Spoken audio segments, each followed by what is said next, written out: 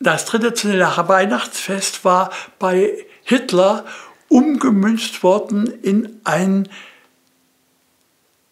nationalsozialistisches Weihnachten, denn die Weihnacht, wie das Wort es sagt, die wurde noch hochgehalten, aber anders gedeutet. Da war nicht mehr die Rede von der Christkindsgeburt in Bethlehem, sondern von den Germanen war die Rede. Ich habe zum Beispiel in Döbeln mitgemacht, 1938, Jugendclub. Da wurde die ganze Hitlerjugendeinheiten, alle Einheiten von Döbeln, bekamen einen Fackelzug, einen Fackel in der Hand, an der Seite, marschierten auf die Schillerhöhe, ein großes, hohes, dort war ein großer Holzstoß errichtet worden.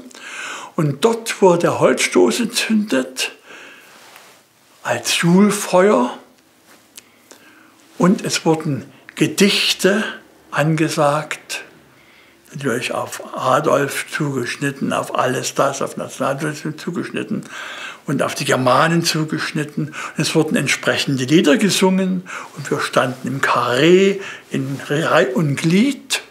Und als das runtergebrannt war, durften die oberen Schichten, Jungen und Mädchen, über das Feuer springen. Das war eine Tradition der Germanen. So. Und das war dann das Julfest.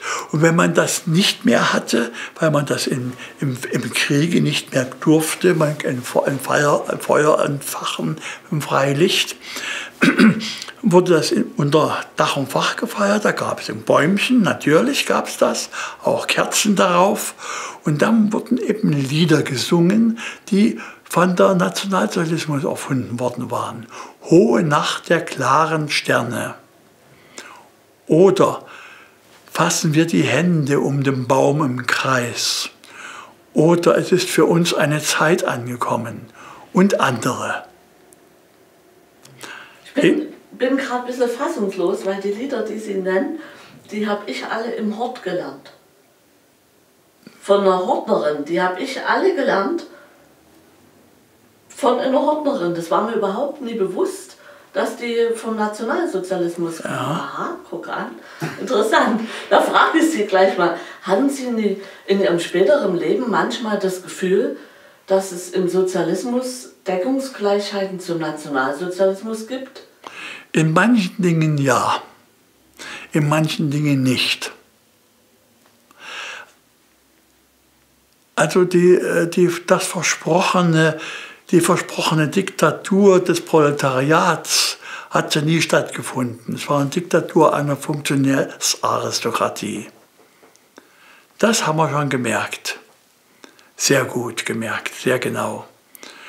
Und an den Hochschulen und Universitäten habe ich es erlebt, nicht als Student, aber dann als Lehrkörperangehöriger, wie das Karrieristentum mit Hilfe der Partei in die Blüte schoss.